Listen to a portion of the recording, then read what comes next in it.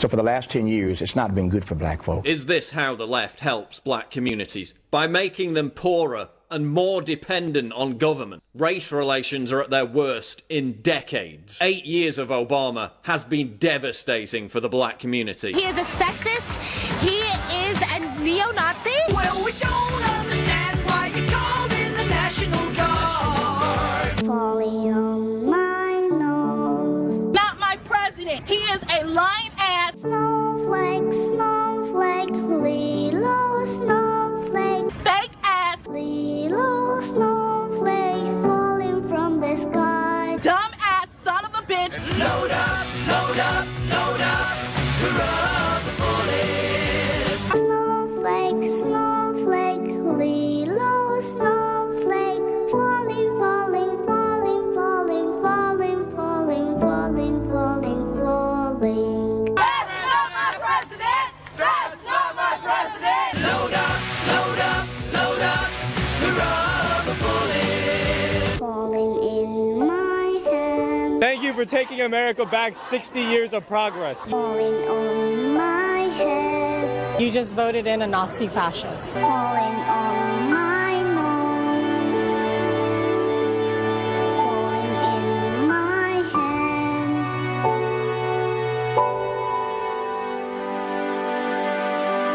Snowflake, snowflake, Lilo, snowflake. What you gonna do about it? What you gonna do?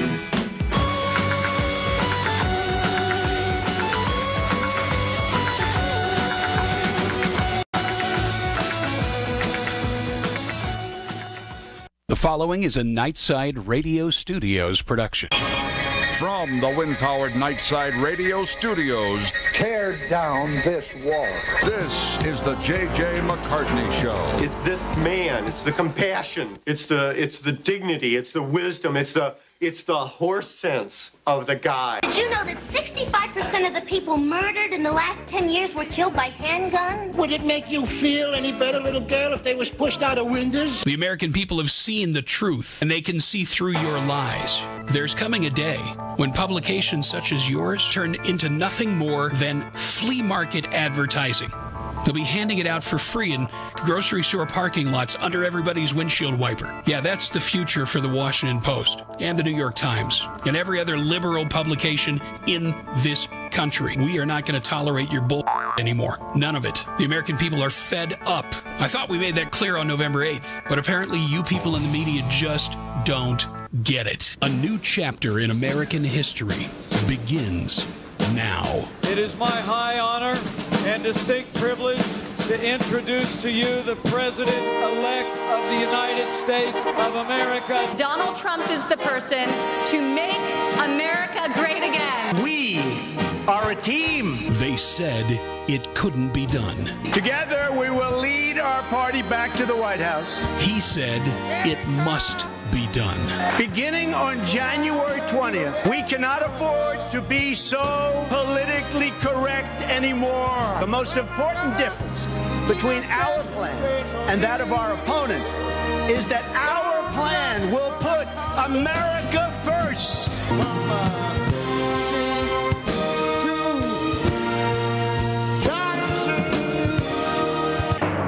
Here's J.J. McCartney.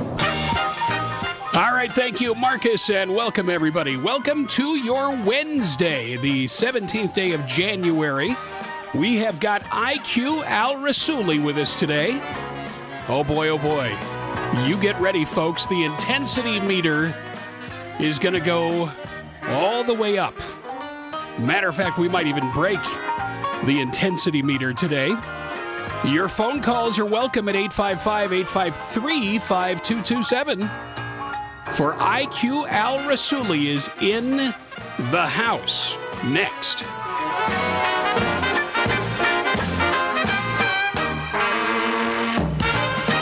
All right, welcome everybody. Good to have you with us today. Welcome IQ Al Rassooli. Good to have you with us today. Thank you for having me. Oh, it's a pleasure. It truly is. Now, IQ, but there's so much going on. There's so much going on, and yet I want to mention at the outset today that there is a problem in America with the simple fact that the American people are prospering like they have never prospered before right now, especially if they're into the stock market, which most people that have, 401ks and whatnot, they're doing very well right now. And America, is booming. We have productivity booming. Factory orders are up. Manufacturing is up. Jobs are up. And we just had an announcement that Apple is going to invest a very large sum of money in America and add another 20,000 jobs. And yet, if you listen to what the left is saying on the mainstream media, they're saying that this president is the worst president ever and that the American people can't stand him. It's not true, but they're saying it. What would Donald Trump have to do for the mainstream media to say, well, this guy's not bad? He has to shoot them dead. Okay. I like that. I like that as a metaphor. Obviously, the news media, the way you shoot them dead, IQ, is to, simply inspire the American people not to partake anymore. Correct. But you're very generous. You're too nice to them. I'm unlike you.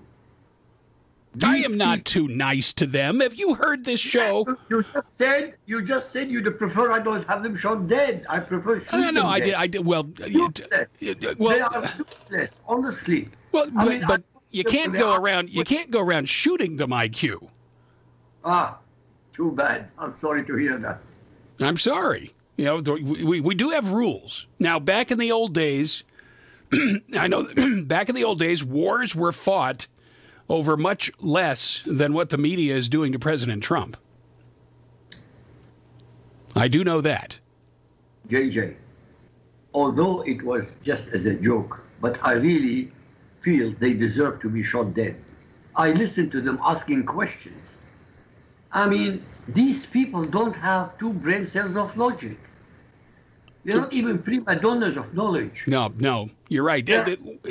Quite honestly, though, IQ, this is not just people getting it wrong. These are deliberately evil people.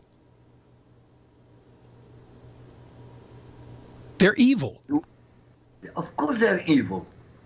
As you just said a few seconds ago, the economy is fantastic. Respect for America all over the world, irrespective of the United Nations. And in fact, the United Nations is a good litmus test. If the United Nations is against Trump, then Trump is doing very, very well. That's why. Exactly. Honestly, in the last 8 years, America was zero in the eyes of the world. Zero. Today, America is shaking them in their boots. Look what happened in Korea. North Korea, all of a sudden, changed tune. They want to join the South Koreans on the Olympics. It may be a fake, but nonetheless, it's better than shouting and screaming to kill other people. Right. Of Trump, they didn't do it because they are in love with South Korea. Right. They did it. They did it, I think, because they realize that right now, the whole world is glaring at North Korea because of their, roguish behavior.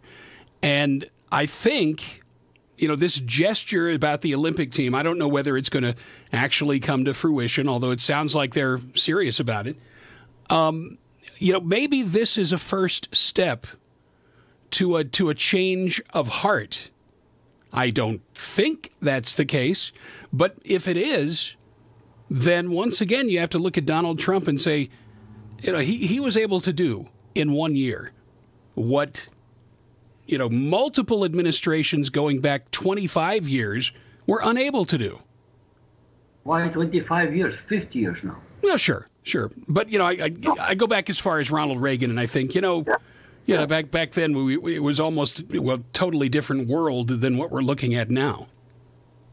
Look, every time Donald Trump has done in the last what, literally a year now. In 2 days' time, to be 1 year, no? Yes, 3 days. Exactly. He has achieved more in 1 year than 8 years of Obama 100 times in 1 year. Right. You know, the Look what's happening. United Nations is now not the same as it used to be a month ago. So America supplies the United Nations with most of its funds. Has been for 50, 60, 70 years. What happened to the money? All stolen. Yeah. Well, you know, it's stolen by the leaders of the African nations, the shithole countries. By the way, he didn't say people. He spoke about countries. And this is not racism. No. A country is not a race. So this news media and all those libtards going on a war against Trump being a racist, they are the racists. Yeah, they're the ones that you know talked about blowing up the White House. They're the ones that talked about killing Donald Trump or punching him in the face or doing whatever. And you know, honestly, I think the American people are tired of this kind of rhetoric. I really do. You know, you've got when you're looking at the kind of prosperity that we have seen in this past year, and you know, some people claim, well, it's all a house of cards that you know, there's no real money behind it. It's all just on paper.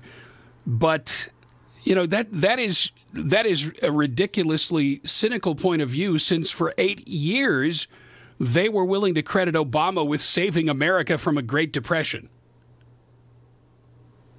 What depression? Yeah. What depression? He started with $9 trillion of deficit. And he swore to the American people he will cut it by half. The day he left, he doubled it. What? Well, how did he save America from depression? I want to know. American taxpayer owes now 3 times after he left than when he moved in. 3 times. And, might I add, Donald Trump inherited a military whose capacity was diminished, whose equipment was in disrepair to the point that you know, we had in the Navy especially, there was you know, I think it was something like 1 out of every 3 vessels in the Navy is not seaworthy and ready to go into active duty. You've got you know, obviously a lot of edicts that Barack Obama did as he was trying to experiment with the military and social experimentation, which is, you know, just another way of saying that he doesn't care what the troops think or what's best for them. His priorities were anti-American from the get-go. And yet, you know, everybody was making excuses for Barack Obama. Now Donald Trump walks in the door. And by the way, just in case people don't recognize it when they see it, what you're actually seeing with Donald Trump is what's called real leadership. You're seeing a real leader, a real hands-on leader that knows how it works, knows what needs to happen, and has the courage to do it in spite of all of the bitching and moaning from the left. And right before everybody's eyes, he's been proven right, they've been proven wrong, and the one thing they can't stand is somebody that does that, somebody that exposes them for the incompetence and for the liars that they are. The proof of the pudding, by the way. 2 destroyers got damaged in collisions. Right. Massive damage, hundreds of millions of dollars of damage because of incompetence of their crew. The fault is not with the crew. The fault is with Obama, who diminished the Navy. That's right. That's right. The news media don't say anything. And isn't it funny that we have yet to hear any kind of explanation? And this, I don't put it on Trump. I put it on our military leaders. That we have not heard any reasonable explanation for what happened in either one of these cases. American sailors died. And we still don't know why. And this angers me more than many other things that we see that are injustices or whatever. This angers me because there appears to be very little accountability built into the Pentagon. And that needs to change. JJ, you missed the point here. There was a report. It came out today. They have removed 2 top officers in both ships for dereliction, gross dereliction of duty. It's already, no, the Navy is dealing with it and is dealing with it severely. Not only the top level people, 3 of the other officers underneath them also removed and on trial. They are not, under Trump, is not going to be done under the carpet, believe me. They have been removed and they are all going on trial for gross negligence, criminal, not gross negligence, because 17 Americans died. Yeah, I did not see that news report, IQ, and I do appreciate you sharing that with us. The bottom line is that in the old days, this would have been the kind of thing that got you in front of a firing squad. This kind of gross negligence. I mean, it's beyond. I think the word negligent is just not severe enough to describe what these people are guilty of and how we came to this point. It is a sad commentary on the state of the United States military, especially when Barack Obama was president. I mean, they were more worried about fashion sense than they were about defense. Yes, but I mean, the reason the armed forces were in this repute, really, it's not the fault only of the officers. Rot always starts with the top, with the head. And who was the head? Obama. Who were his underlings? Also, they are the civilians that control the military. It says when the civilians are corrupt, the military becomes corrupt. No, as far as I'm concerned, the buck stops with Obama. And under Trump, all this is changed. And it's changing very fast. The military is becoming really powerful. And they're investing hundreds of billions of dollars to make America great again, military. Yeah, there's a lot of other things going on as well. There's a lot of fear now in Washington about a possible government shutdown. This apparently, the biggest sticking point right now is this Dreamer Act DACA nonsense, where there are people out there like one of them is from Colorado. His name is Cory Booker. He's a congressman that is threatening that they're going to hold up payments to veterans and welfare cases until the Dreamer thing gets extended. We're talking about illegal immigration. We're talking about people that were brought in the country illegally as children. And for this, he's threatening, to hold up payments to people that, that depend on those monthly checks to be able to live. This is, it just demonstrates the contempt that the left has for the American people. There's really no other way to put it. Correct. But then it's always back to square one.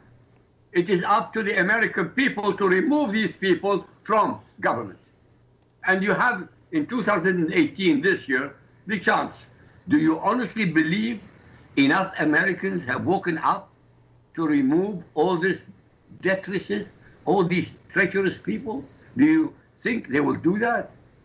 I'm not so sure. Yeah. I'm not so sure either. I think the problem we have today is, well, first of all, the fact that all of these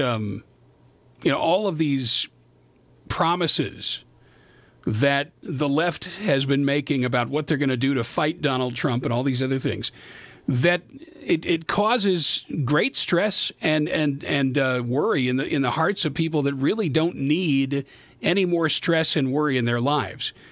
You know, if this doesn't expose the real difference between Donald Trump and his supporters and those on the left that hate him so severely. Donald Trump has proven he cares about this country by keeping his promises. What are the Democrats doing? Instead of being part of the solution, they are, they're content to let the country burn. And then they have the audacity to claim that it's Republicans' racism that's causing all these problems. Look, they have what they call projective identification in psychology. Muslims use the same thing. What they do is they blame the victim, which is Trump and the American people, for what they themselves, the criminals, are intending to do. Well, again, we come back to the square one. If the economy is great, and it is great, since people are going to get more money in the bank and more money to spend, what excuse do they need?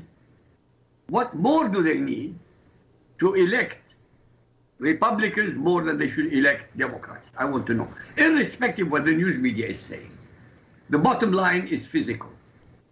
I have better jobs, greater number of opportunities, $2,000 to $3,000 given to me by companies who made billions of profit, but they're sharing something with me. Why would I go and vote for Democrats? I would like to ask this question. Why? Yeah. It's a great question. Folks, don't let IQ and I get in, be the only ones talking today. We want to hear your phone calls. We want to get your questions and your thoughts on all of this. And phone lines are wide open. Toll free, 855-853-5227. That's 855-853-5227. Toll free in the United States for IQ Al Rassooli on the Wednesday edition of the J.J. McCartney Show. The stock market it took 1 week to go from 25,000 to 26,000. And it's still going up. And, the bottom line is that should be the tonic that shuts everybody up on the left that claims that Donald Trump doesn't know what he's doing. They're actually trying to claim that it's because of Obama's policies that the stock market is doing as well as it is now. IQ, have you ever heard anything more ludicrous? Yes, of course they are not ridiculous. 8 years of failure, all of a sudden, on the 9th year, which doesn't belong to Obama, there is success, and it is because of Obama. They have to be completely brain dead, and they are brain dead. They really are. The tragedy is there are maybe 47 million American voters who think the same way. Not the majority, but they are a big minority, 47 million, who might believe that it was because of Obama that the stock market is going up. Yeah. Honestly, it could start raining gold bricks. People could be, and still, that segment of the society is so dumbed down. And this is not something that happened overnight. This is something that's happened over the course of many, many, many decades, even 100 years or more of progressivism in America. And they knew, and we heard Khrushchev say it, that we're not going to have to fire a shot, and they didn't. They instead infiltrated our school system, infiltrated the education system, the universities of America. You look at the vast majority of universities in America today are run by hardcore leftists, communists, and socialists. I mean, there is a disproportionate number of these institutions of higher learning, as they call themselves, where the people that run the universities, set the curriculum, and decide who gets the good grades and who doesn't, are all devoted leftists. And what they're doing right now is they are trying to undo good parenting. They are trying to undo logic and reason and, thousands of years worth of collective human experience they are willing to ignore so that they can essentially just take America away from the people. And they are, sadly, they have been far more successful than most people on the right are willing to admit. In reaching their objectives, they are, I'd say, between 3/4 and 90% fait accompli in America because of what they've done to the education system. You're absolutely right. But again, the failure is because of the parents. The parents of these students have not raised an iota of objection. That's right. And yet, it's the parents who can decide the future of these institutions. Because it's the parents who pay the $30,000, $40,000 a shot to have their children in this education system. It's the fault again and again and again. IQ, we have a couple of people waiting on the line to talk to us today. And let's begin with, let's do this. Hang on one second here. Just have one thing to do. Okay, that's taken care of. And now we go to the caller on the line. Hello, you're on with IQ Al Rassooli.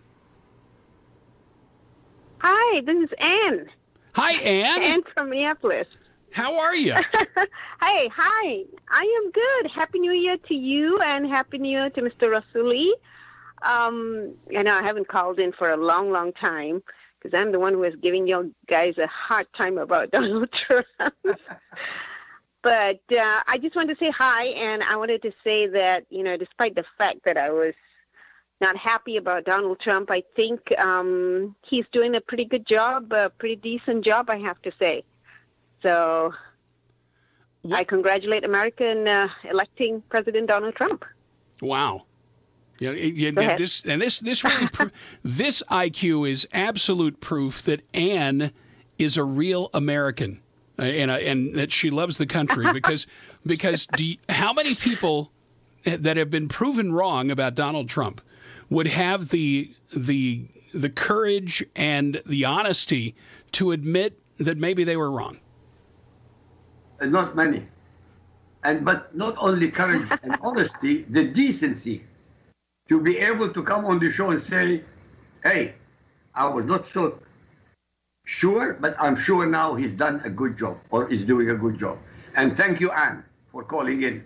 Ann, I do have a question for you. Oh, you're so welcome. I do have a question for you, Ann. Things are going good right now. Yep. But let's say we fast forward to 2020. I assume that Donald Trump would have your vote. Is that correct? Oh, definitely. I mean, if the economy keeps going the way it does and everything is, the thing I really didn't like about Donald Trump was his mouth. We know that he he can say things that are kind of hurtful. But I've come to the conclusion that we live in a time right now where a certain type of leader is needed, and I think that leader is Donald Trump.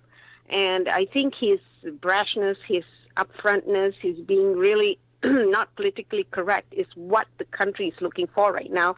And, I go with the American people. If that's what they want, I guess that's what we need, we need to have for this country. And it seems to be working so far. The leaders of all the other countries, I think, respect America more. America has been kind of beaten down by Obama for the past 8 years, talked down. He made this doom and gloom picture about America and, don't want to be like bullies and all that. But I think you really need a bully right now to fight the other bullies, So I'm not saying Donald Trump is totally a bully, but I think that kind of narrative is working right now. That's what I'd say. You know, yeah, there are certain things which I'm a bit iffy about Trump, but I don't think you can get a president who's going to agree with you 100% on all the issues.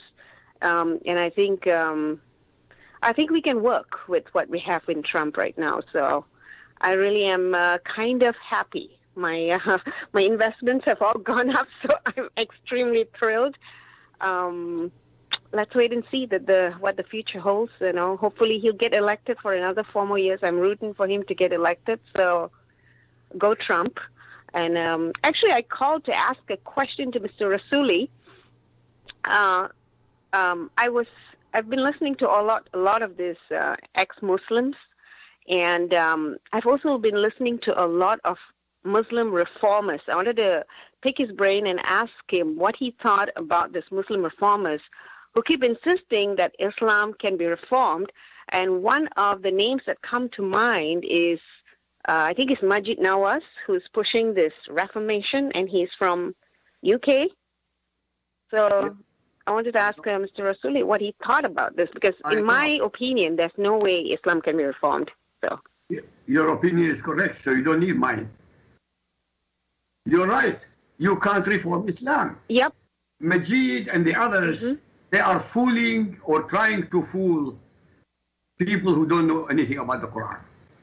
People who don't know anything about Islam. And they honestly, people who they don't know the Quran, they don't know about Islam, can be fooled by somebody who's dressed in a Western way, speaks eloquent English, and right. He must be telling the truth. What is not the truth? So in other words, you know, they were fooled by Barack Obama. You know, they found the reason that they were is because he dressed himself up to be socially acceptable in those circles. 100%. I said all the time, he was a closeted Muslim. He's still a closeted Muslim. Question: why did he impound or keep all his documents secret? I want to know. How do we know that he was an excellent student? We don't know. How do we know he was excellent in anything? We don't know. And yet people took it upon themselves to decide that he is excellent. He is the new Messiah. Well, the one thing we do know about his college years and his education is that he must have flunked arithmetic, because you know he comes along and says he's going to cut the deficit in half, and instead he more than doubles it. So that to me tells me that he's not very good at math. Yes. And yeah, JJ, that's true. That's true. I don't put a lot of credence in book smart. You know, I think that when it comes to running the country, it's the kind of people that you put in charge, the people that you put around you, that are going to make you look smart. You know, you don't necessarily have to be brilliant to run the country. It's who you put in charge too. And I think Trump's done a good job with his cabinet picks, which make him look very good too. So that's important. You know, the thing people forget is that Trump was educated, as far as economics is concerned, at the Wharton School of Economics, which is the premier economics education that anybody can get. And he has proven, in spite of what they say about him and his business background, he has proven to be supremely competent when it comes to how he runs things. And, you know, the bottom line is, if you're not getting results, you're out of here. Donald Trump adopts that position. And so all these years, and you hear them talking about he's racist, he's sexist. Look at the people that work for him. They are every stripe. Every color is represented. As far as I know, every different ethnic background and religious backgrounds and whatnot. The bottom line is, do you do a good job? Are you right for the position? And that's all that he's ever cared about. I mean, he is, I think, you know, when it comes to his business sense, it was worth a lot more than many people thought it was. And you're absolutely right. And book smarts, well, first of all, it depends on what books you're talking about. You know, it depends on who's written these books. You know, book smarts in terms of people that know Saul Alinsky's Rules for Radicals chapter and verse, That's not book smarts. That's book stupids. Yeah. I mean, it really is. This is true. This is very, very true. Just because university professors that all lean to the left will give you a good grade doesn't mean you're intelligent. It doesn't mean anything of the sort. Yeah. To me, the left is Islam, Left equals Islam, Exactly they right. just, I mean, if you're on the left, the left is a big proponent for Muslim migrants to this country. So, it's not that we don't want Muslim migrants. I think they just have to be wedded. And even wedding them is not going to assure us 100% that the people that because you can't read people's hearts. And I don't mean... they can lie, they can... I don't mean to rush. Yeah. I don't mean to rush. We do have another caller on the line. So we all right. I'll hang up and let you guys. Thank you, Ann. Thank you. God bless you. Take care. Okay, let's go to the next caller waiting in the wings. Hello, you're on the J.J. McCartney Show. Hi, JJ. Hi, IQ. It's been months, literally, actually a year since I talked to IQ, and I have so many questions for him. My first question. Yeah, my first question is. Okay, wait. Tell us. Wait. Tell us your name. Let us know who you are. Okay, Sammy. Sammy. From Canada. Yeah, from Canada. Okay, from Edmonton. Yeah, welcome to the show. Yes, yeah. Okay. So I live in a city where there's lots of Muslims, right? But they're still a minority. There are only about 18,000 Muslims in Edmonton. But my question, and they're very normal. Most of them are Lebanese, and they're nothing's going on right now. It's not like England, parts of England, where it's getting crazier and crazier. There's lots of suicide bombers, etc., etc. But I was just wondering what's going to happen to the Bashar al-Assad and the regime, because I hear it from CNN, but CNN barely says anything. What's going on, basically behind palace walls, in Syria? That's what I want to know. I want to know the gossip, what's really taking place there besides the killing. And I want IQ to answer that because he's an expert on it. As far as Syria is concerned, in the last few weeks, it's all been quiet.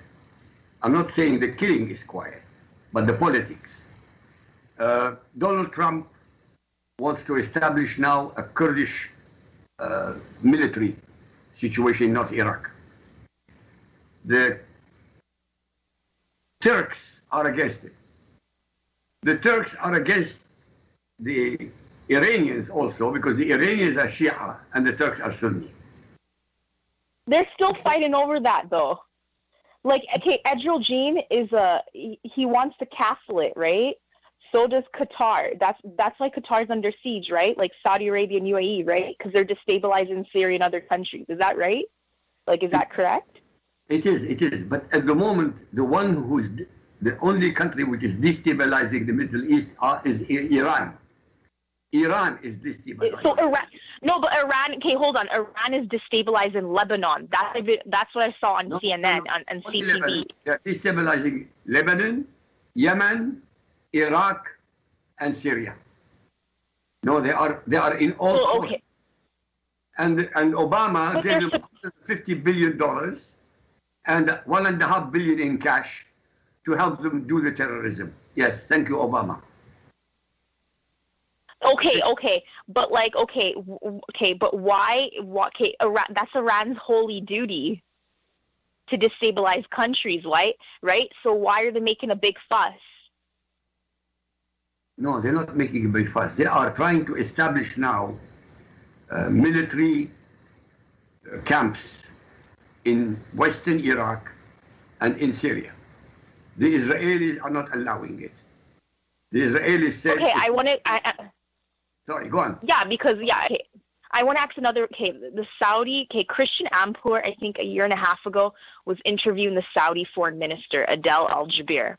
And she said that, she asked him, why, Adel Al-Jubeir says that Iran is funding ISIS. How is it Iran's funding ISIS when Iran is a Shiite country and then ISIS is Sunni? Like, I don't understand this. No. In politics, you've got to remember, in politics, the enemy of my enemy is my friend. Hamas. That's exactly. Sorry, can you continue? Yeah. No, continue. All I'm saying is. No, because okay. Go on. What you said is so true because I watched like Chapman House. It's like based in it's in London. I watched it on YouTube. And then this other foreign minister from like one of these Gulf states, this woman asked him she said, an enemy is my friend. She said the same thing. But I'm trying to figure out, it doesn't make sense. Like, why, if they're all funded, why would Iran want to fund ISIS when ISIS is against Iran? Because it's a Shiite country. You're right. But Hamas is also, Hamas in Gaza, they are Sunnis. But Iran is supplying them with armaments because they are trying to attack Israel. So the enemy of my enemy is my friend again. In politics, it is the most dishonorable business in the world. A prostitute has more honor than a politician, anytime. Any prostitute. Okay. Yeah. Right. That's so true. It's, yeah. Yeah. So this is it's true. But the thing... Go on. Sorry? No. This is why I don't... Yeah. Okay. This is what I don't understand. Here's what's really confusing. Is there different types of funding terrorism? Like, is it just like, how does it work? Do they just give money directly to terrorists? Like, how does the system work? Yes, exactly. They have bank accounts. So they like literally come up to Okay, no, hold on. They come up to ISIS and say, "Here's $50,000." Like, yes, like, is that how they fund it? Yes, they have internet. For God's sake, they have. You think the banks are all clean? By the way, Bitcom. They are using Bitcom now to transfer money, hundreds of thousands, millions of dollars. They can do that on Bitcom. Look, okay. There's always a way to subvert the system, and they've been doing it. Okay, so all these foreign ministers from the Islamic nations are fueling the Islamic State. Of course. Yeah, what they're doing, and IQ, I'm just going to try and add to what you were saying. Every mosque in the world is a part of the biggest money laundering operation in the world. And that laundered money is what winds up in the hands of the terrorists. So, okay, that's understandable. But their end is to bring a Catholic to overthrow Canada, the government of Canada, to overthrow American government. Is that why President Trump went over there and told them to drive them out, because he knows what's going to happen to America? That's a great question. Now, by the way, we will need to take a break here in just a minute. I understand there's a technical issue that we need to address, so we will do that, and we will come back with more. Sammy, if you want to hang on the line, feel free. We'll talk more in just a minute. IQ Al Rassooli is our guest. We'll be back with more on the J.J. McCartney Show in just a minute. The J.J. McCartney Show. Hey, everybody. J.J. McCartney back here for our good friends at MountainViewOffGridLiving.com. You know, folks, there's one thing that there never seems to be a shortage of in this world, and that is uncertainty, unrest. You know, you never know what's going to happen tomorrow. Natural disasters, economic downturns, whatever it is, you can be prepared by going to MountainViewOffGridLiving.com. They have got everything you need, from ProPure gravity-fed water filtration systems to Kimberly stoves to these composting toilets. Ladies and gentlemen, at MountainViewOffGridLiving.com, you can prepare for anything. Food storage? No problem. Advice? No problem.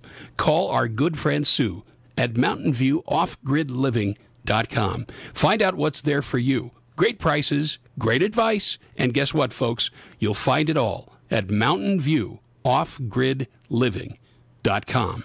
The fact is, we had 4 dead Americans. Was it because of a protest, or was it because of guys out for a walk one night who decided they'd go kill some Americans?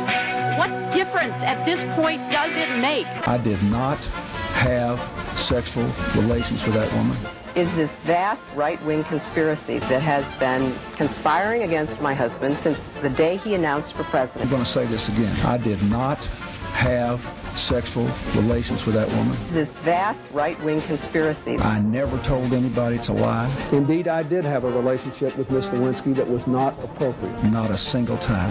Never. These allegations are false. This vast right-wing conspiracy. Indeed, I did have a relationship with Miss Lewinsky that was not appropriate. The Clintons took $2 million from me and hid it. Now, what we're looking at here is the largest election law fraud in the history of the United States. Allegations of lying about the cost of a fundraiser put together on her behalf. This vast right-wing conspiracy. Whatever it is you're doing, is it okay that I thank you? You know what? We're having a good time trying to help out. This sounds like it's going to be a great event. I'm glad you were all together so that I could tell you how much this means to me. This vast right-wing conspiracy. Today, my new dad and I shot off a rocket in the park. Today, my new son and I failed to shoot off a rocket. He knew exactly what to do. It's not working. I had no clue what I was doing. We set up the rocket. Hit ignition. And then? And then nothing. Sometimes I laugh when I'm frustrated. Then out of nowhere, the rocket launched into the air. The rocket did get into the air. I've never seen anything fly so high. And then crashed into a kite. Look out! Look out! And then the pond. I'll never forget that day. I'll never forget that day, even if I tried. You don't have to be perfect to be a perfect parent. Thousands of kids in foster care will take you just as you are. For more information on how you can adopt, visit adoptuskids.org. A public service announcement from the U.S. Department of Health and Human Services, Adopt U.S. Kids, and the Ad Council. From the wind-powered Nightside Radio Studios, this is the J.J. McCartney Show. Whenever we talk about cancer, we always use the same word. Someday. Someday there'll be a cure. Someday we won't lose the people we love. But when is someday? Someday is today. Thanks to the Leukemia and Lymphoma Society, hundreds of thousands diagnosed with blood cancer are today living a normal life. In the past 12 years, half the cancer therapies approved by the FDA were first approved for blood cancer patients, many with research supported by LLS. We are on the brink of life-changing breakthroughs. You can make these happen sooner. Call 888-HELP-LLS or visit LLS.org. Help us make cures happen. Help us reach today sooner. Call 888-HELP-LLS or visit LLS.org.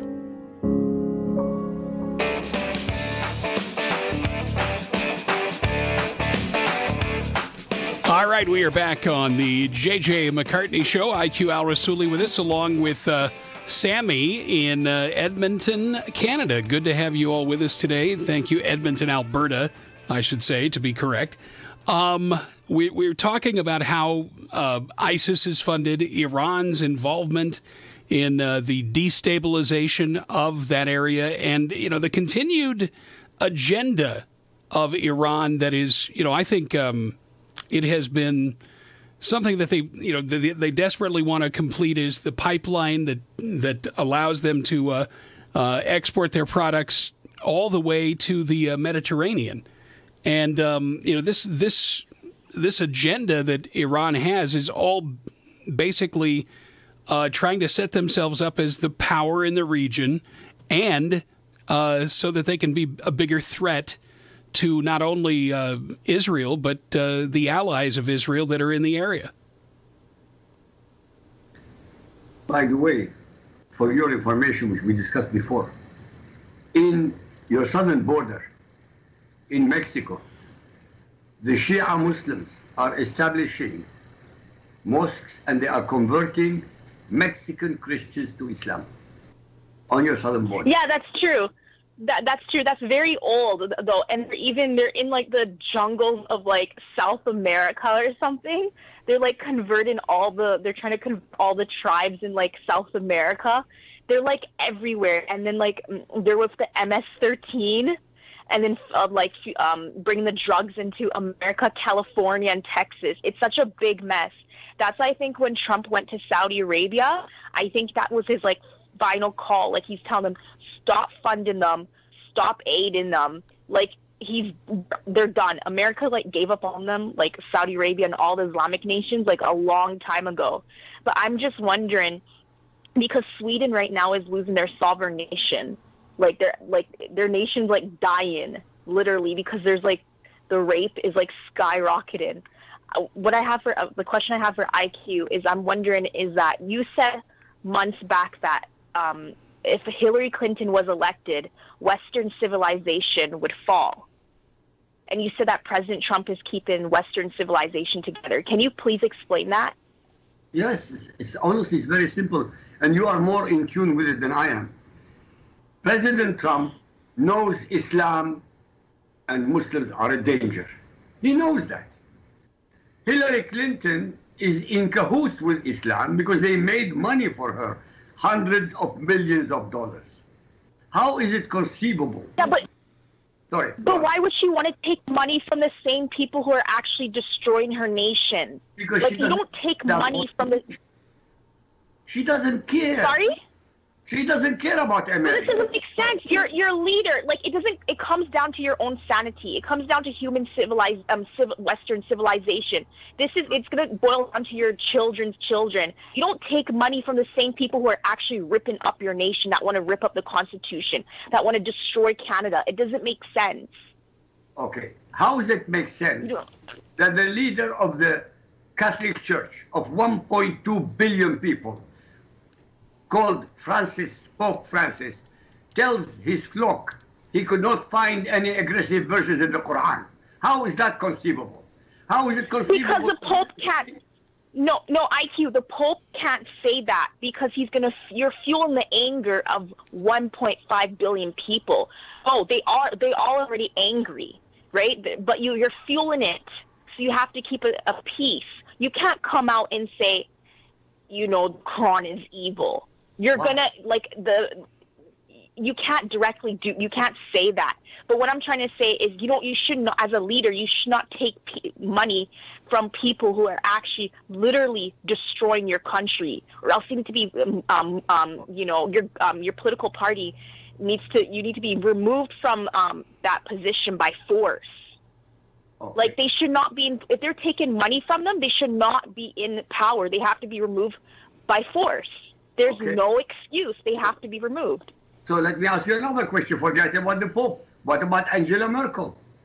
She allowed over 1.5 million undocumented Muslims. If that's not a crime... Do you really think Angela Merkel really knows that the people are coming into her country are actually destroying her nation? Do you think she's going to sit there and actually read IQ, your book? Or is she going to read Ali Sina's book? I think she absolutely knows that they're destroying her country. Absolutely. But she can't do anything. There's so many of them. There's so many of them. You can't do nothing. It's impossible. No, I'm going to catch you on your double negative, and I'm going to agree with your double negative. You can't do nothing, because if you do nothing, you're history. You have to do something. And in this case... Like what? Like what? You've got illegal aliens. No, I agree. You have illegal aliens within your borders that are wreaking havoc, and they are sucking up resources that should legally be reserved for citizens of your country. I agree with. The fact that these people are there. I agree with you guys. Mm-hmm. I mean, what you do, and this is going to sound ominous, but you have to do something. Round them up. Put them on boats and send them back where they came from. Just round them up and send them back where they came from. I agree with you guys. Yeah, I agree with you, JJ and IQ. I agree with you. But the scary thing is, they're literally ballistic. Like, these people are not sane. They're actually mad in the head. And, what they're willing to do to destroy like Europe or other countries, it's like they're, it's just like the devil. The devil's a plotter, right? Like these guys are like 10 steps ahead of us. Like, but I don't know, what can they do? There's mass rape taking place in England, mass honor killing, mass inbreeding. I mean, everything that our forefathers fought for, it's like we're going back to like not even the Bible days. We're going back to, I don't know, this is spiritual darkness. Yeah, it's spiritual darkness. It's the Dark Ages. It really is. It is. And the thing is, JJ, understand this. And I'm going to inject my faith into this conversation because I think it's relevant. These times, were foretold by the prophets in the Old Testament and in the New Testament. We know that evil is for a time going to flourish on this planet. We know this. So you think that this is the end? You think that the Islamic invasion is the end of us? I am thinking that, when you see the signs of the season all around you and you see the collective madness of people in governments that should be acting on the best interest of their population, instead acquiescing to an ideology that absolutely is bent on destroying Western civilization, as you said, the only conclusion I can reach is that there is, and you said it, spiritual wickedness afoot. If this isn't the end times, then I don't understand what is. I mean, if we're not seeing it play out right in front of us, I mean, even to the degree that people can't even figure out what gender they are based on their body and their DNA. I mean, it's madness, spiritual wickedness all around the planet. There's no other explanation I can think of that explains the behavior of leaders, political leaders around the world. It's nuts. Stick around, gang. Got to take a break. Top of the hour. We'll be back in 5. Don't go away.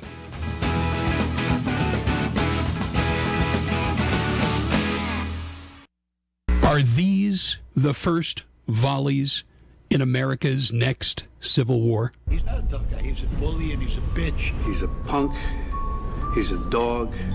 He's a pig. And he can suck my He's a con, a bullshit artist, a mutt. I'll meet him in a hotel room any day of the week and give him a Louisville Slugger. I'd like to punch him in the face. Kiss my mother.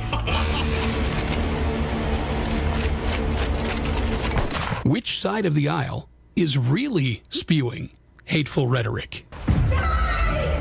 Pointing what appears to be a water gun at the image of President Donald Trump projected on a whiteboard, art teacher Pale Modi has now been seen by countless viewers. Yes, I have thought an awful lot about blowing up the White House. Weekdays from noon to 3 p.m. Eastern Time, The J.J. McCartney Show, exposing the truth, exposing the lies, exposing the deep state. It's an actor dressed to look just like President Donald Trump as he's assassinated on stage. How much longer can America survive this kind of hatred? Video depicting comedian Kathy Griffin holding the bloody, decapitated head of President Trump are no joking matter for the Secret Service. The rhetoric that has inspired the violence has come from the mainstream of the Democratic Party. They're involved in the coup, an active attempt to start a bloody civil war. I want people to imagine an FBI director that has the stones to investigate the deep state. Imagine a justice system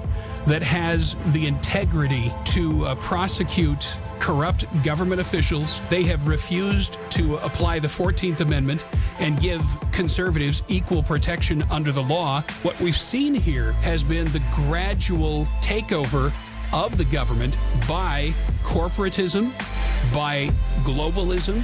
They have wrested control of our government away from the citizenry and put it in the hands of a few special interests. And these special interests are as evil as the day is long. We finally do have a president who has the integrity to do this. We finally do have a DOJ who has the integrity to do this. We know that we have people around the president who not only have the integrity, but have the information and the contacts to get everything done you just said. And you say, well, why aren't they doing it? Everything you're seeing on the news That's what it's about. That's what this investigation's about. That's what calls of impeachment are about. That's what the globalist attack against Trump is about. That's what the hearings are about. That's what the allegations of Russian spying are about. It's about keeping them off point, keeping them off the agenda, keeping them off task. A lot of what you're watching happening right now, and the misdirection and the complete trying to keep Trump off target goes to that birth certificate. The worst crime in American history was perpetrated against America under the regime of Barack Obama. The media is complicit. Congress is complicit. Federal law enforcement apparently has been complicit. We've got a CIA whistleblower, Dennis Montgomery, whose attorney, Larry Klayman, put it all over the internet the other day that he has said that all of this spying that's been going on American people, that it resulted in manipulation and collusion with judges, Supreme Court justices, congressmen, etc., that James Comey was involved in it, that he was at the top of it. All of this stuff you're seeing about Donald Trump's with the Russians, Donald Trump needs to be impeached, Donald Trump, this is a smokescreen to keep our eyes off of what really happened and what's really going on. And America had better wake up to this, JJ. Your federal government, your federal law enforcement agencies, our federal intelligence agencies, your federal government in toto has been compromised. The fact that Donald Trump has arrived and said, I'm not going to go along with the status quo anymore, is the cause for alarm for these people on the left. And ultimately, Carl, is it possible that yesterday was simply the first shot fired in an impending civil war between two irreconcilable ideologies? I don't want our children and grandchildren to see or to participate or to fall victim to such a thing. I don't want our nation to go through such a thing. I don't know that we could survive that. Like Abraham Lincoln's Gettysburg Address, when he said, now we are engaged in a great civil war, testing whether that nation or any other nation so conceived and so dedicated can long endure. I mean, God's people, we need to pray. We need to not be afraid to speak truth. Weekdays from noon to 3 p.m. Eastern Time, The J.J. McCartney Show. Exposing the truth, exposing the lies, exposing the deep state. Live from the Nightside Radio Studios. This is the J.J. McCartney Show. Are you better off than you were 4 years ago? Mr. Gorbachev, tear down this wall. Coming to you from Nebraska by way of Alaska. Here's J.J. McCartney. All right, thank you, Marcus, and welcome back, everybody. It is the J.J. McCartney Show on this Wednesday, the 17th day of January. IQ Al Rassooli is with us, and we are glad to have you with us as well. We do thank everybody for sticking around, and we also have Sammy with us from Edmonton, Alberta. More to come. Hour number 2 with IQ Al Rassooli next.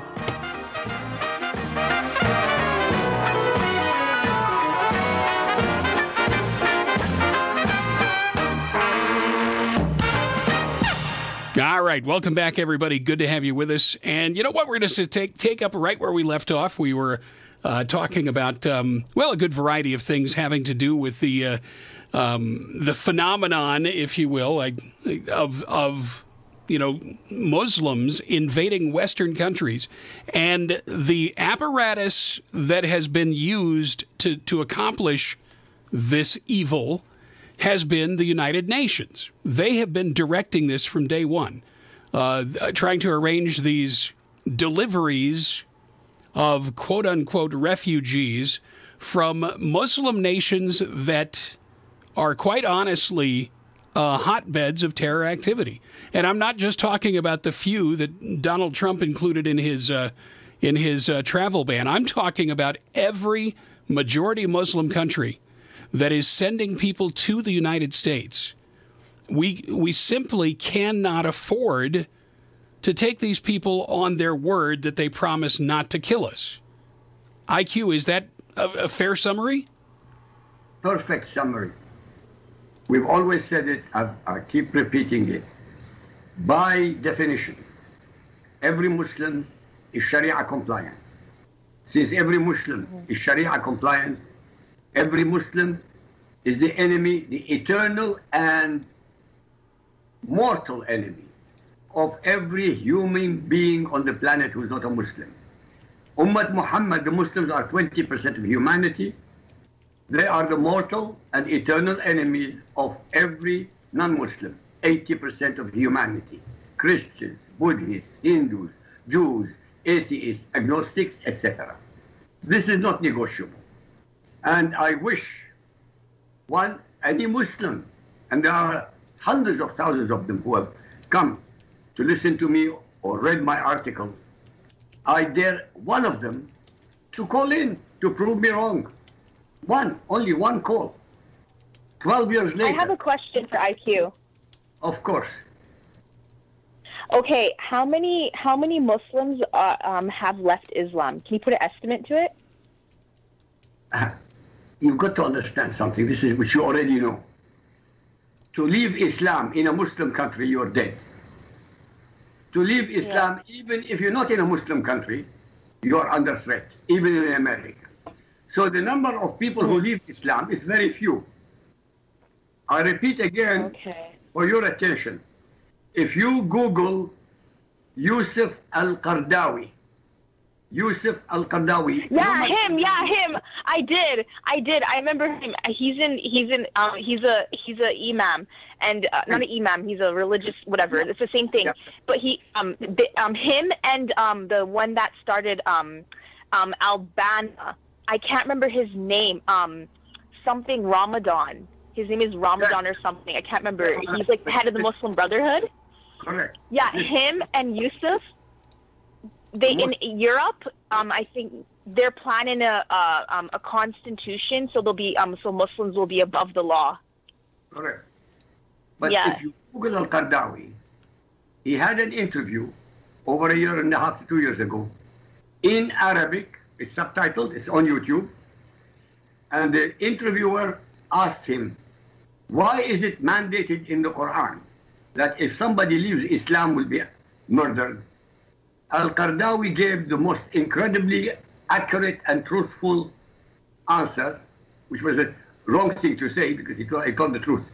He answered him, he said, had it not been mandated that any Muslim leaves Islam will be slaughtered, there would have been no Islam. I remember that video.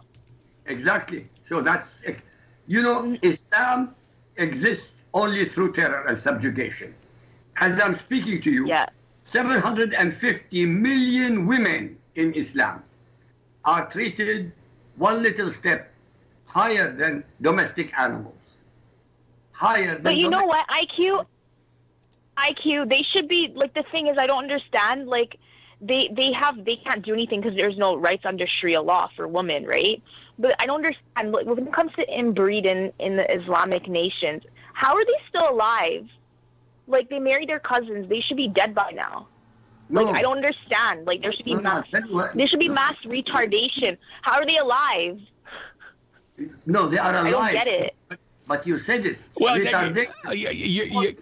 this doesn't just apply to. I mean, we're talking about the whole Democrat Party.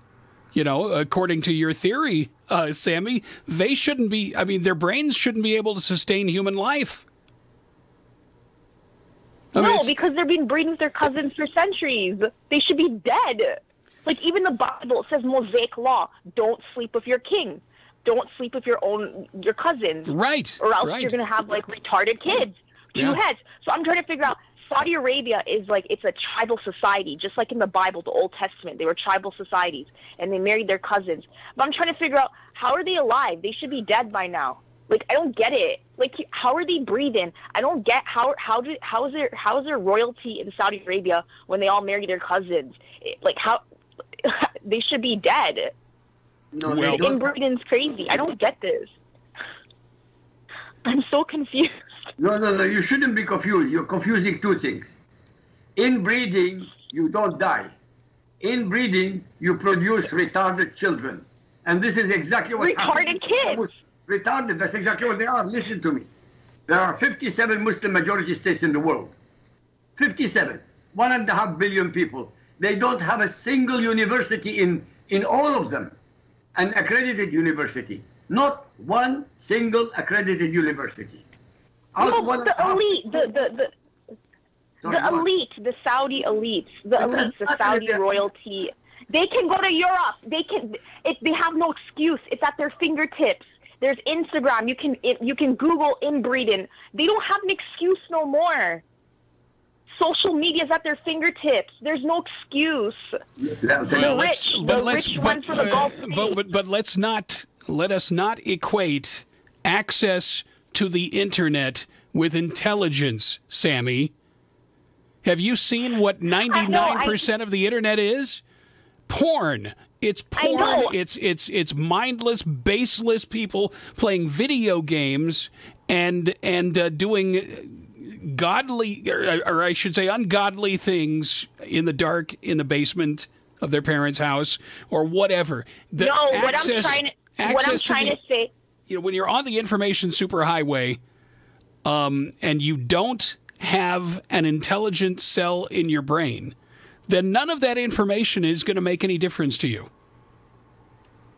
So you're basically, okay, if you're a rich person from the Islamic nation and you go to school in Princeton, Harvard, Yale, you're telling me you're sitting in like chemistry class, biology or whatever, and you're learning about inbreeding, et cetera, wouldn't it ring in your head saying, hey, my so-and-so married my cousin, there's something wrong here? Osama bin Laden. Are they that retarded? Osama bin Laden was Western educated. Okay? What good did it do him? Yeah, I know. I mean, I said, it is a lack of and retardation. If you define it correctly, is a process that actually prevents you from gaining intelligence. Just because you have information doesn't mean you're given discernment. And this, these are generational curses that cause these people to be as backwards as they are. I think so. To me, I think they're just cursed. I think the Islamic nations. I wonder if God just put a mass curse on them. Because for 1,400 years they've been like this. Well, here's the thing. It's great. I never heard something like that in my life. It's not that God put a mass curse on them.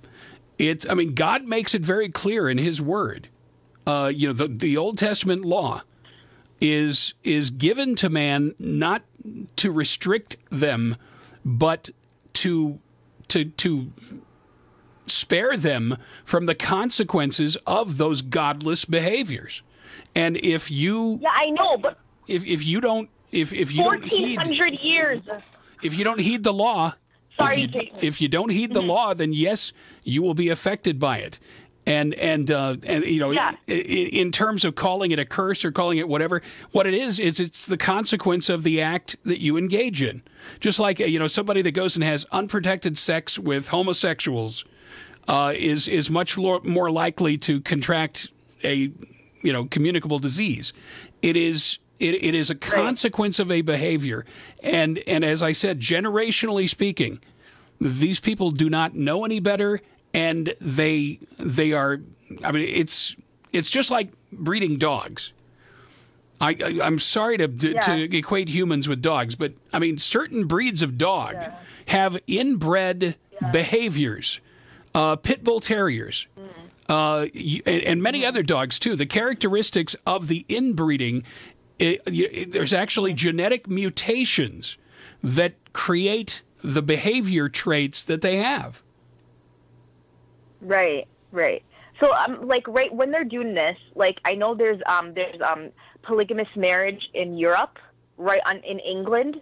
I mean, I don't even... This is just mass... This is suicidal. But I'm trying to figure out is just how can we stop this ideology? I don't even call it an ideology because when you start reading their holy book, when you read, I read so many books on their faith, it makes no sense.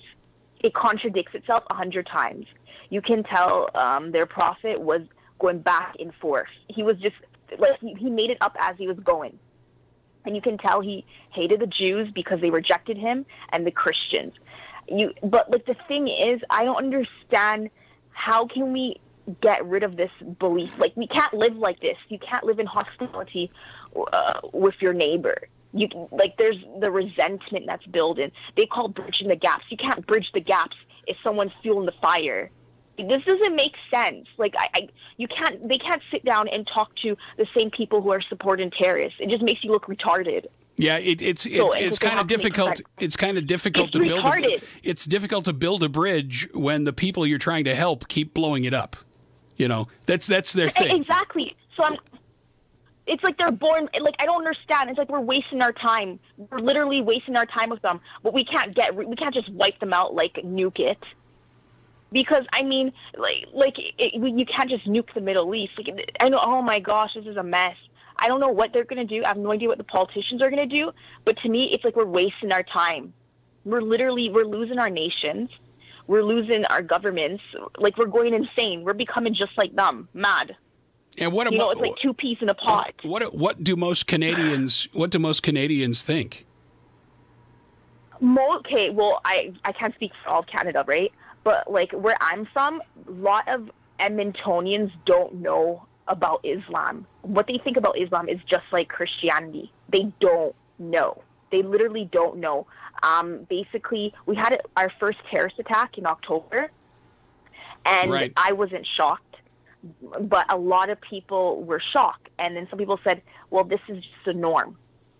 But I know in Edmonton, some people are skeptical of them, but people don't know. They don't know their faith. They don't know where the ideology is coming from. They don't know anything. They think that's just extremist, but it's not. It's actually not. And if they ever find out, I don't know what they're going to do here in Edmonton. I don't know. I have no idea what they're going to do because a lot of people don't know that the same. Like, you know what the thing is? They don't like facts. Like, I remember Tommy Robinson. He's an activist, because his city got overtaken by by Muslims, right? And he was saying that 60% of Muslims will not report an ISIS attack. Wow, they won't. Yeah. He was given facts. 80% won't do this. 30% want Sharia law. 40%. He's like the left and liberals don't like facts. These are hardcore facts in your face. 60% will not report an ISIS attack. 70% won't call the police. They will basically they won't call the police if attack is going to happen. Right. 80%. And let's clarify this. Let's clarify that we're talking about in Western countries where Muslims live. If they know of an attack that's coming up, that's what you're talking about. You're not talking about in the Muslim world. You're talking in the Western world. No, I'm talking about in England. Right. Exactly. In England, it's a city. It's a small city. There's small pockets of small cities in England, not London, where most of the jihadis are coming from. Are those places? And they said I think they thought in England there's about 2,600 jihadis a month or a year. Yeah. So they're pouring out billions of dollars. The intelligence, they have no idea what to do. They can't stop it. They don't like facts. What about this, IQ?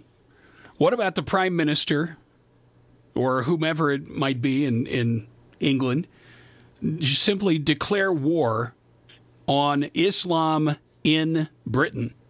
And they go to every one of these... No. JJ, let me finish. Okay. I mean, honestly, short of declaring war on Islam within your own borders and going after the terrorist enclaves that Sammy was just talking about, IQ, what can or should be done? I mean, is there any non-military solution to this problem? Sam is a passionate lady, but I want you to cool down. There is always a solution when there is a will. At the moment, there is no will. And the solution is simple. It is within the law, by the way.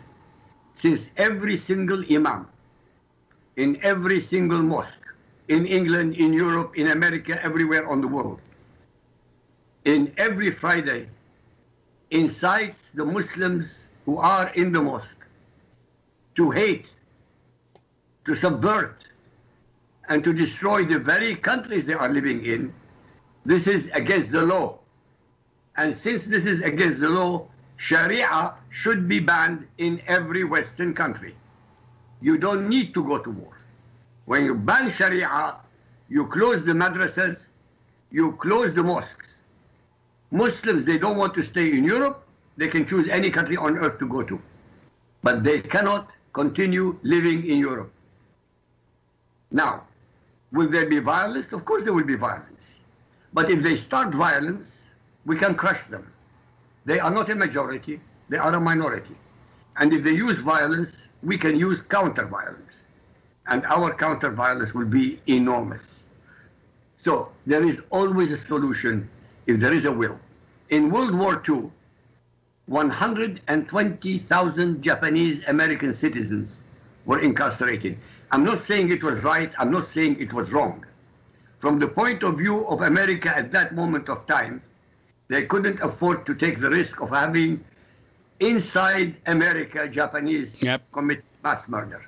It was whether you thought it was right or wrong, it was the necessary and needful thing at that time. At that moment of time, there was no choice. Okay? In England, even the German British people were put under strict orders. There is no choice. But to say that we are giving up, no. We don't give up. If we give up, they win. And they are nothing, by the way.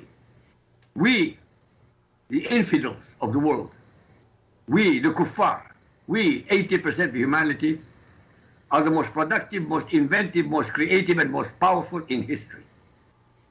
Ummat Muhammad, the Muslims, 20% of humanity, is the least productive, least inventive, least creative in human history. And can I say this?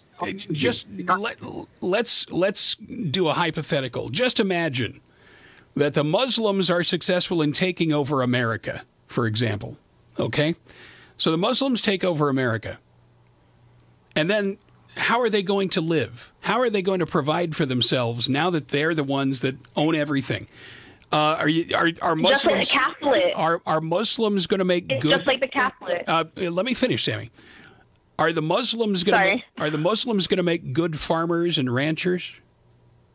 Do you think the Muslims are going to make good farmers and ranchers? Are they going to be able to raise wheat and corn and beef and all the other things that America is relied upon for in the world? Are they going to be able to do that? Are they going to be able to prosper growing wheat and crops and such? Or what you might have is, let's say that the Sharia compliant Sunnis come into America and take over. What do you think is going to happen next? The Shias are going to want what they have, and they're going to try and take it away from them. Because this is and IQ has drummed this home from day one, is that Muslims are the enemy of every single person on the planet. Because if you are not Muslim, obviously, then you are an infidel. But for the Shias and the Sunnis, they can't get along either. They want to kill one another also. So every Muslim is at risk from Islam as well. And so can there ever be peace on a planet or even a nation that is ruled by Islam? No, cannot be, ever. It's really that simple. I mean, we overanalyze it when we try to look at it scientifically and logically, because science and logic have nothing to do with Islam. Islam to do with emotion.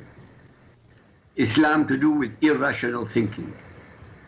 Pure irrational behavior. You cannot find two Muslims debating, ever. They either shoot each other down or shout each other down. And they would do the same thing to the infidel if they have a debate. Either kill him or shout him down.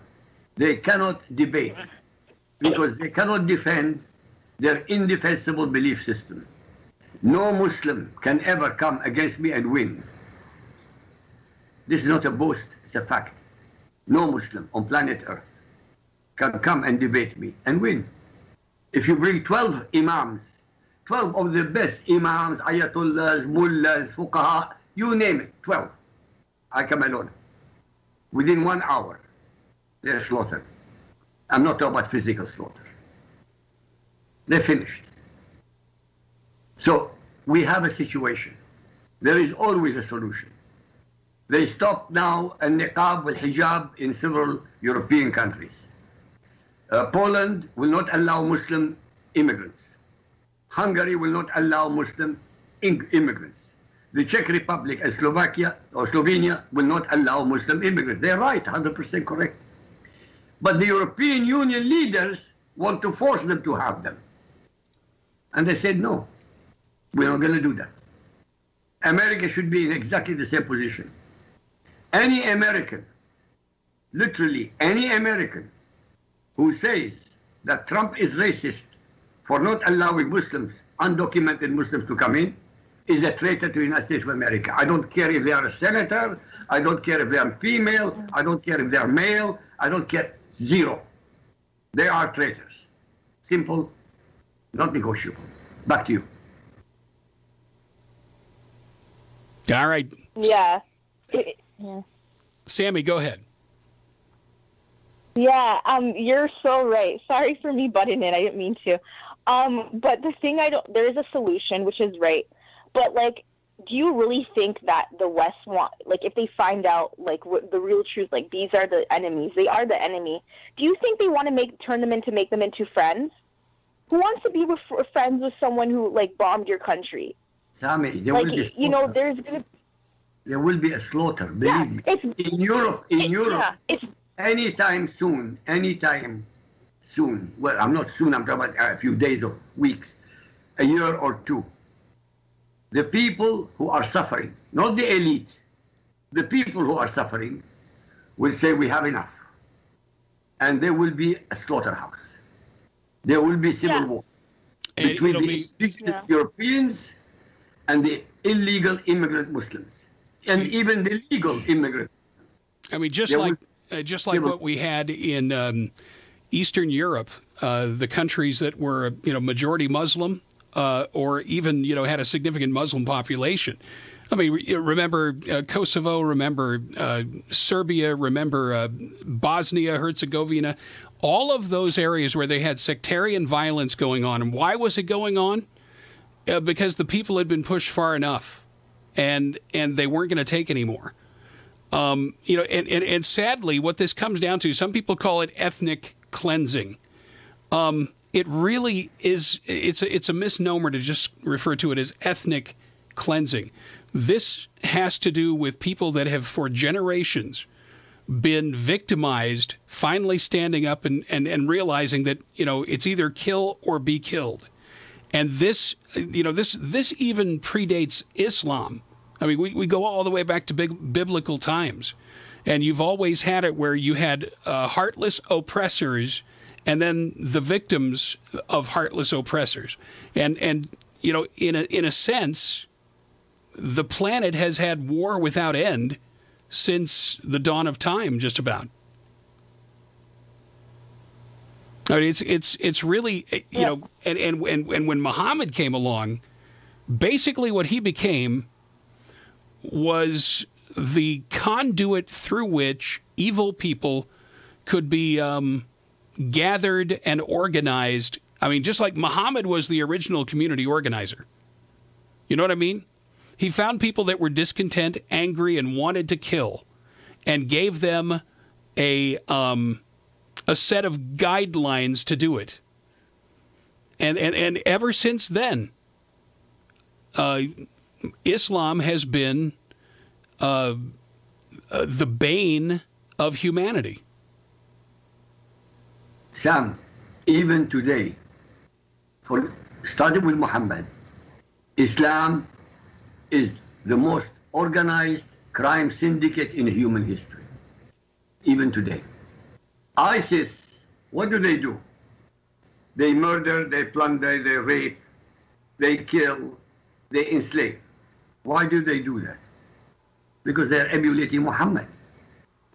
ISIS are the perfect clones of Muhammad. Contrary to what the news media tell you that ISIS is an aberration, no. On the contrary, ISIS follows Muhammad's Quran and Muhammad's Sunnah Not word by word, no. Letter by letter, comma by comma, and dot by dot. They are the most perfect Islamic entity. Sammy, I want to thank you for calling in today. We are we're going to have to move along. We got another caller on the line, but thank you so much for being with us. And don't be a stranger, okay? Don't wait another year or two. Another year, for God's sake. Okay. Thank you so much. God bless you. Take care. All right, let's go. Next caller on the line. Hello, you are on the J.J. McCartney Show with IQ Al Rassooli. Hi, JJ. Hi, IQ. Long-time listener. Haven't called for a while. But I hear what's your name? The show. My name is John. John, welcome. And Good to have you. I've been, thank you, JJ. I've been listening to the show today and listening to the discussion, and a lot of people make some good points. But to grasp this in its whole, this is really. It's all about globalism. The globalists, they're using the Democratic Party, which is essentially 100% communist, and the Republicans, they're about 75% communist. This is just my view. Why are they using them and their communist strategy? Because communist strategy works. It's an all-encompassing strategy with the disinformation, the propaganda, the agitation, the culling together of grievance groups. It all works, for the globalists because their objective is to destroy America and Western civilization so that America can be blended into just another province in a one-world government with a one-world economic system, a one-world government, a one-world security apparatus.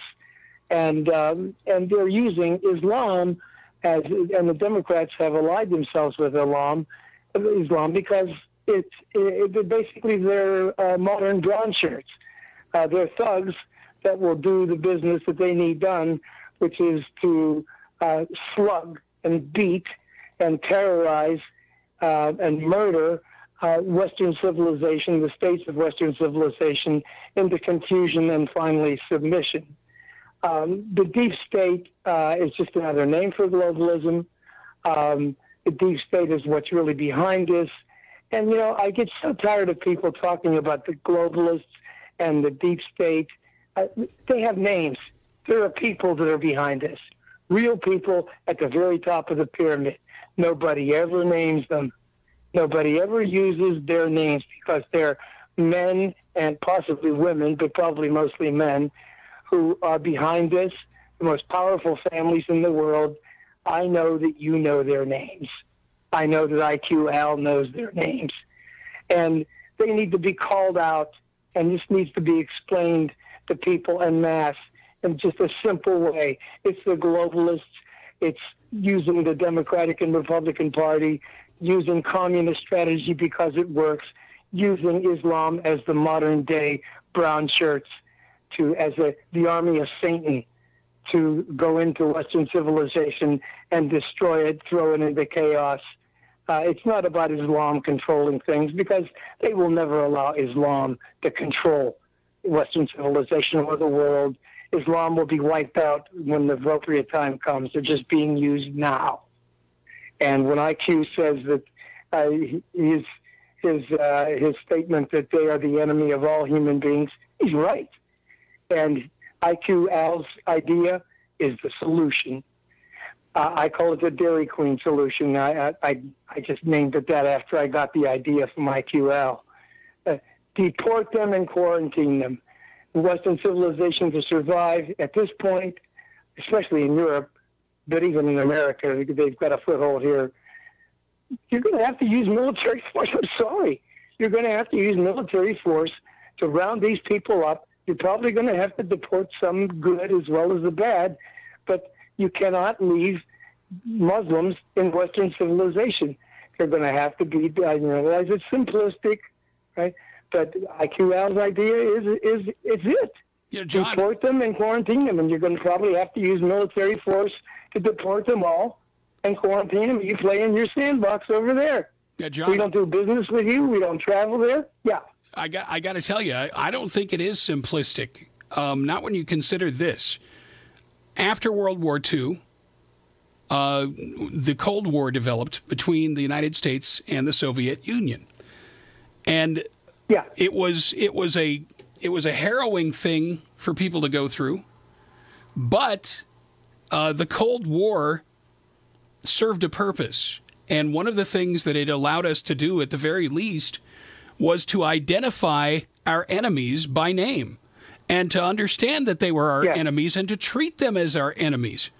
But what we've had going on with Islam has been going on for a much longer time, and what it is a covert war going on between Islam and the rest of the world, and the advantage that they have is that the snowflakes and the brown shirts of Western society have refused to even allow or tolerate the notion of identifying our enemies by name. And if you can't identify your enemies by name, it's impossible to rally support politically for a military action to stop them. And, you know, people say, well, what about George W. Bush after 9/11? Well, that wasn't really what it was all about. I mean, sadly, George W. Bush and his political advisors, they were, unfortunately, they were in bed with the globalist cabal. Their idea of going to war with Saddam Hussein as a means to make us safer. You look at it now and ask yourself, was it in any way right for us to do it? And I think, the idea that, well, we're going to punish him for using chemical weapons against his own people 30 years ago kind of misses the point. The idea is, where is the immediate threat to the United States? And sadly, if this is the reality, and this worked well, at least for us it did. When Iran and Iraq were at war with each other for all those decades, we didn't have much to worry about in the Western world. When they were fighting each other, we didn't have much to worry about. Well, now look what we have done. What America has accomplished through the military actions that we took and the mismanagement politically and militarily by Barack Obama. What we have done now is we have wiped out the government of Iraq, and we have allowed Iran to simply walk through the open door and take control without, you look at all that was sacrificed by the United States. Thousands of troops killed, trillions of dollars spent, and what do we have to show for it? Terrorism. Well, the mess that we're in right now. Terrorism. That's what we have to show for it. Islamic terrorism is alive and well in the world, and a very significant reason for it is that while all of that other stuff was going on, we allowed Islam to cement itself in the United Nations, to effectively intimidate their way into power in the United Nations, to such a degree now that if you even speak one word against Islam at the United Nations, they will tar and feather you in the media. Well, we have an American public that elected a president that understands. He won't yet, at least at this point, openly and by name, address who is really behind this. Okay? And it's the globalists, the deep staters that never get named.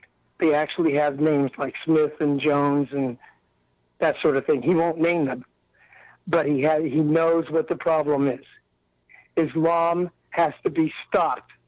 It has to be, the Western civilization has to rid itself of it and deport and quarantine them.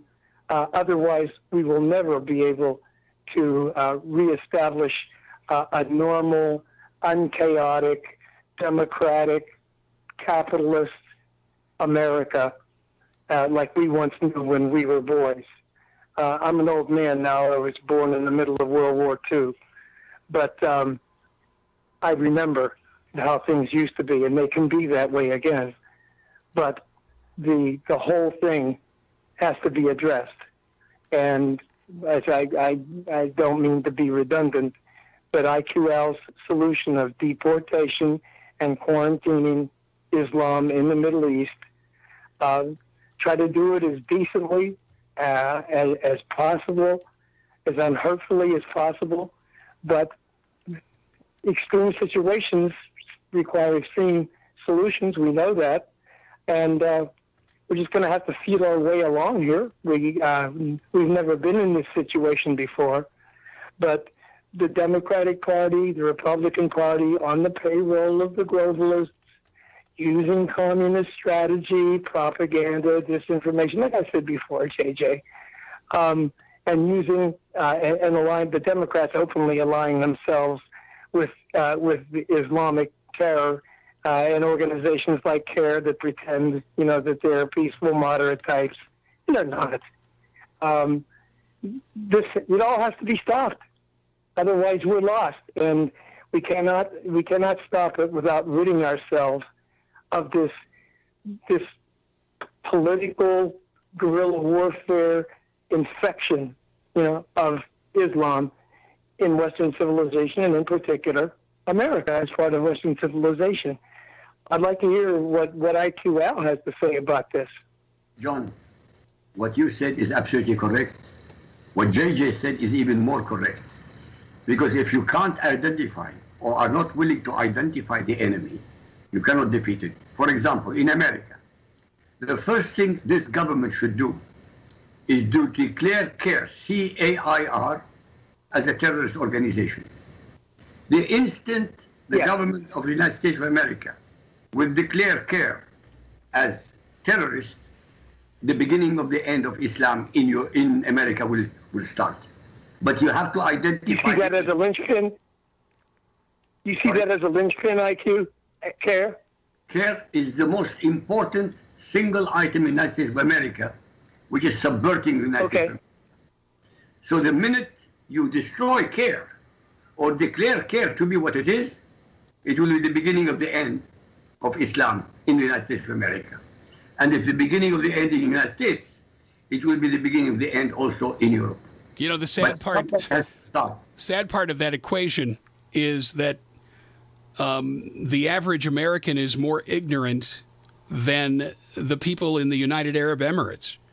The United Arab Emirates have identified CAIR as a terror organization, but the people in the United States have been misled and have been too apathetic to inform themselves about what CAIR really is, and now CAIR has been has basically gotten the papal blessing as good citizens of America, when in fact they are as subversive and anti-American as any organization on the planet, including ISIS and whoever else is out there, Hamas, Hezbollah. Why is that? Okay, but why is that? Why is the American public like this? Okay, you could say 60, 70 years of dumbing down the public education system, not teaching civics in schools. But how about this? The organs of opinion formation, the media, the schools, the Hollywood, the news organizations, the organs of opinion formation have all been taken over by the globalists, who are the ones who are behind the political stuff going on here as well. And if there were just one wealthy family that was willing to buy a Fox News or buy up one of these news media organizations and begin to inform the American public in just frank, stark terms, like we talk about right now, today, I can the American people would be awakened in a year.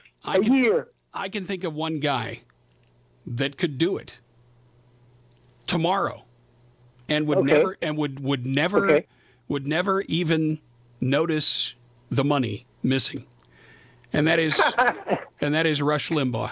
Rush Limbaugh has amassed a fortune doing what he has done for all these years. And Rush, really? I call on you as a patriot, Rush, to take some of that vast wealth that you have amassed and do something meaningful with it. And I'm not talking about just going out and creating a brand of iced tea that everybody likes. And by the way, his iced tea is awesome. I'm talking about giving a lasting gift to America, and that is an honest news channel that doesn't bow to the political pressures that be. You tell me, between Rush Limbaugh and somebody like a Sean Hannity, can you imagine what they could put together with the talent and the resources that they have? Can you just imagine what it might be like? And look, I'm not trying to tell Rush what to do, but I'm saying, as a patriot, Rush, your country needs you. Yes, it does. What do you think, IQ? I had no idea. I agree with you 100%, and it doesn't cost as much as people think. You know, by chance, I was cruising with the internet in Israel, in Haifa, 3-4 years ago. No, about 5 years ago, a new company went and made a television program. It's called I-24. I-24. If you Google it, I-24. Oh, they just came on our cable, IQ. It just came on our cable, I-24. It's excellent. But it's still... Yes, it is. It's much more truthful than the others, but still leftist. But it didn't take billions. It didn't take hundreds of millions. And they are now, they have it in Arabic, in French, and in English. And they are now one of the most popular programs in the Middle East. So Rush Limbaugh with Hannity, good God, they can make money. They can make an enormous amount of money. And they will have a huge following. And they will change American thinking. You're absolutely right, both of you. Exactly. Do you believe America could be transformed in a year with that kind of a media operation starting up and really telling the truth about the fact that all it needs about one the fact that the globalists about the fact that the globalists are behind the Democrats and Republicans? They're using communist strategy to disinform and propagandize and turn Americans against each other. They're using the Islamists as essentially a brown shirt thug army to invade Western civilization and actually name the people that are called deep staters and globalists. Do you think they would actually go that far? To actually name them? Smith, Jones, whatever their names are. Soros, Obama. Because there are people. Clinton. Yeah, they're, I mean, sadly, you don't have to be terribly smart to recognize these people and understand what they're doing. And if there was a media presence that truly represented the American Christian patriots, to put it that way. Yes. If there was a media presence like that, they would be phenomenally successful in the ratings, and they would command a lot of dollars would be spent with them advertising because they would have access to a very large audience. But the problem that we have, and this was a problem that was defined probably well over a decade ago, when Rush Limbaugh was part of an investor group that was making an attempt to purchase the NFL's Los Angeles Rams. At the time, they were the St. Louis Rams. And there were protests against Limbaugh based on his politics that caused the owners in the NFL to say, nope, we won't allow this guy to own an NFL franchise. What kind of resistance do you think there would be to Limbaugh and others investing in a cable channel? I don't think there would be, because honestly, cable is not regulated the way that broadcast TV is. But nevertheless, right.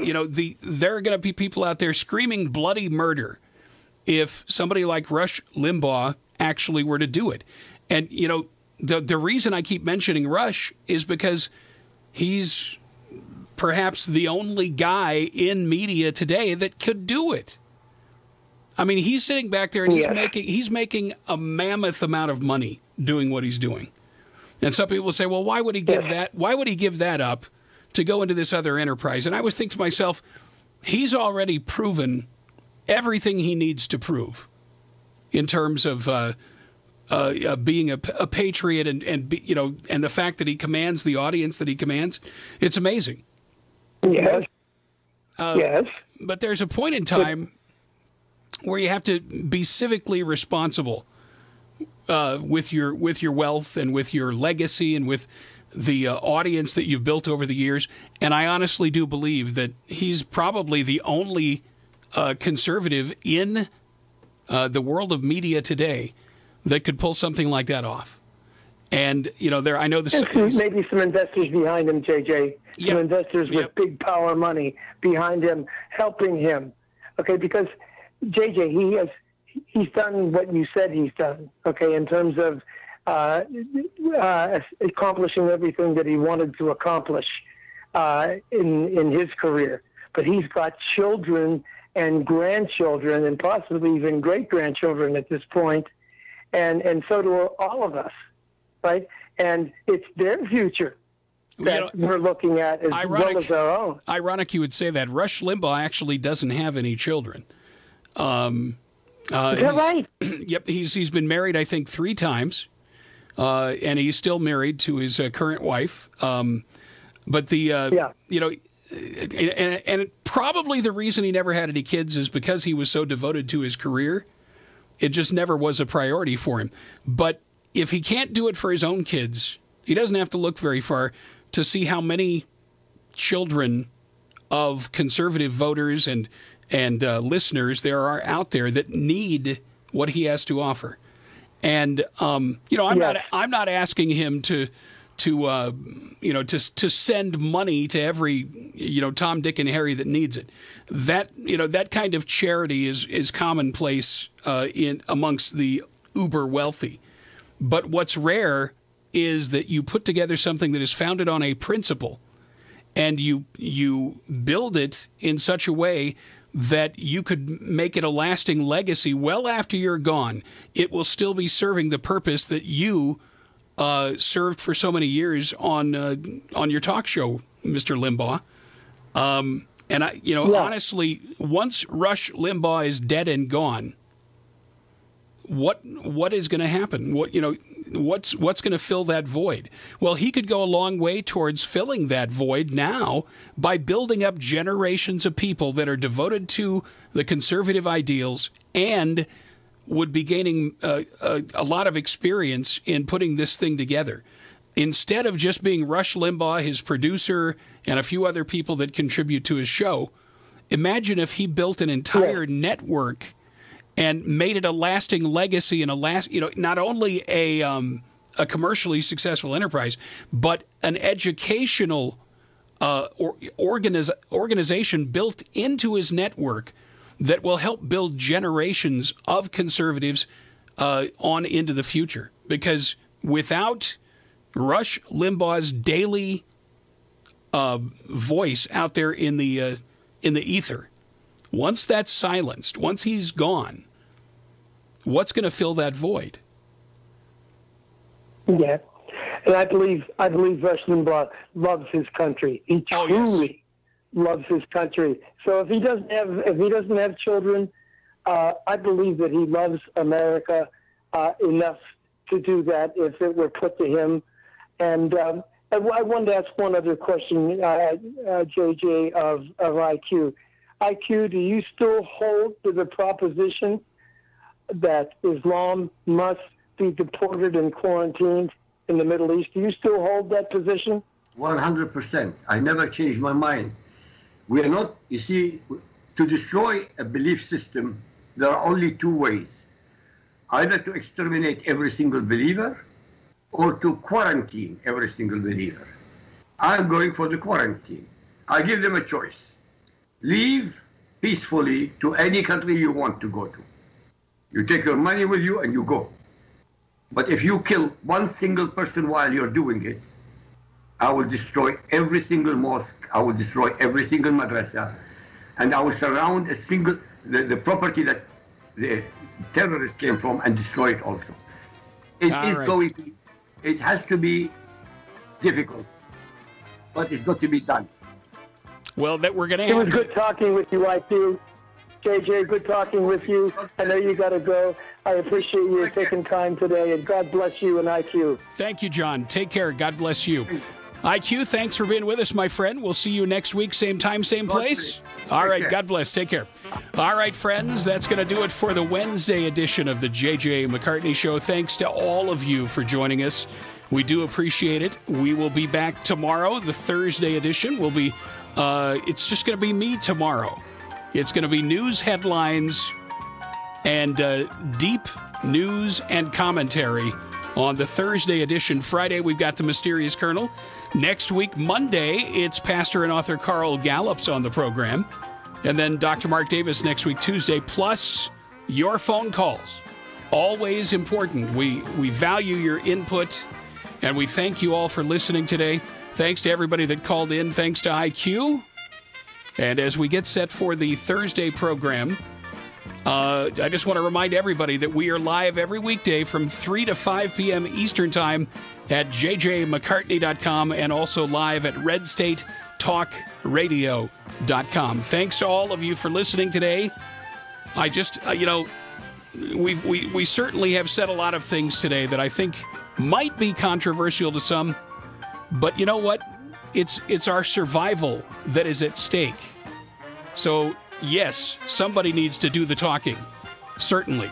All right, my friends, be good to yourselves, and if you possibly can, be good to someone else. And remember, we'll win in the end because there are more of us than there are of them, because God is with us, and because we are all in this thing together. Have a great rest of your Wednesday. We'll see you on Thursday. Until then, God bless. Bye-bye.